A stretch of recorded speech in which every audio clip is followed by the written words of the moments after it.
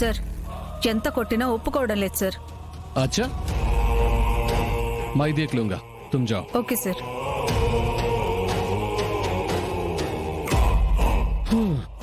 నిన్ను చూస్తుంటే జాలేస్తుంది madam G.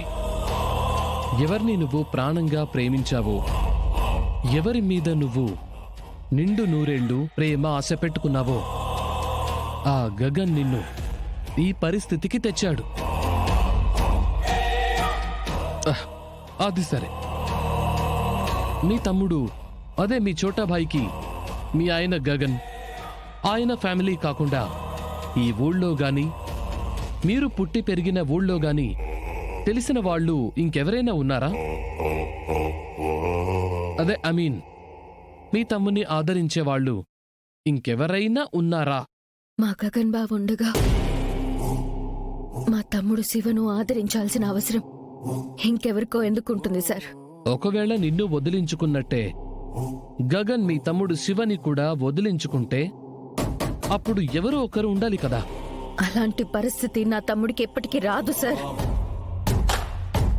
దయచేసి మా బావ గగన్ను తగ్గించాలని చూడకండి. మా బావకి తన చెల్లెలు పూరి అంటే ప్రాణం. మా తమ్ముడు శివ పూరి ప్రేమించుకున్నారు. వాళ్ళిద్దరికీ పెళ్లి చేస్తానని మా అత్తయ్యకు మా బావ మాటిచ్చాడు. ఒక్కసారి మా బావ మాటిచ్చాడంటే ప్రాణం పోయినా తప్పుడు. నిజమా? నిజం సార్. అయితే ఇప్పుడు నిజమేంటో నేను నీకు చెప్తాను విను. మాట తప్పని శ్రీరామచంద్రుడి లాంటి గగన్ మీ తమ్ముడు శివను కొట్టి కొట్టి మరీ ఇంటి నుంచి బయటకు గెంటి వేశాడు.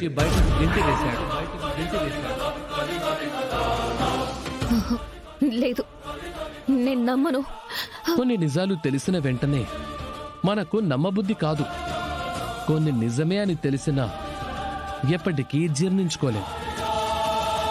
దానికి కారణం మనకు అవతలి వాళ్ల మీద ఉన్న ప్రేమైనా కావచ్చు, నమ్మకమైనా కావచ్చు.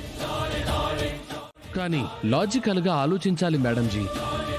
అప్పుడే అవి నిజాలని మనకి అర్థమవుతాయి.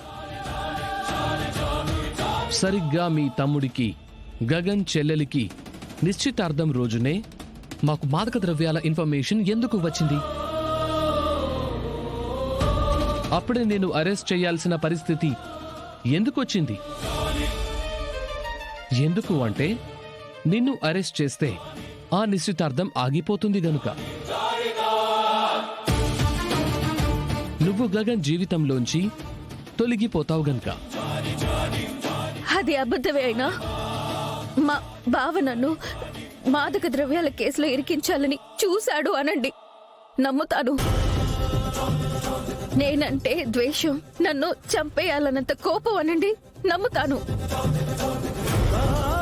అంతేగాని నా తమ్ముడు శివను గగన్ బావ ఇంటి నుంచి పంపించేశాడంటే మాత్రం నేను నమ్మను సార్.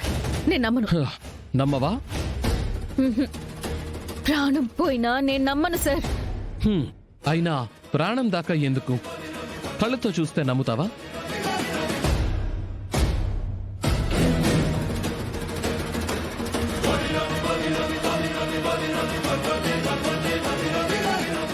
देखो मैडम,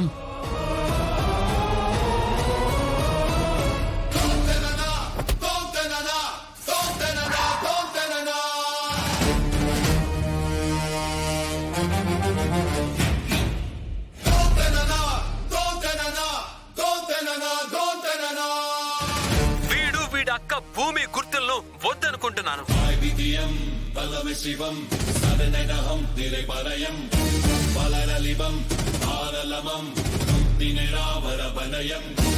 మనం ఇద్దరం ఇక్కడ రెండు కథలు చెప్పుకున్నాం.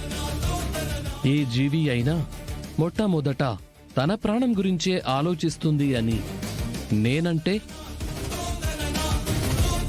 మనసున్న ఏ జీవి అయినా తను ప్రేమించే జీవి కోసం ప్రాణం పెడుతుంది అన్నావు. రెండు కరెక్టే. నువ్వొక మనసు లేని కిరాతకుని ప్రేమించావు. ఆ కిరాతకుడి కోసమే ఈ స్టేషన్లో పడ్డావు. అవసరమా నీకు?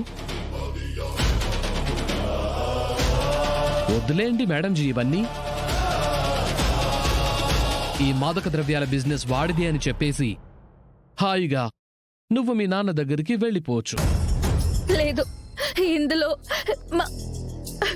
మా గగన్ బాబా ప్రమేయం ఏం లేదు సార్. అయితే నీ కర్మ నువ్వు అనుభవించు.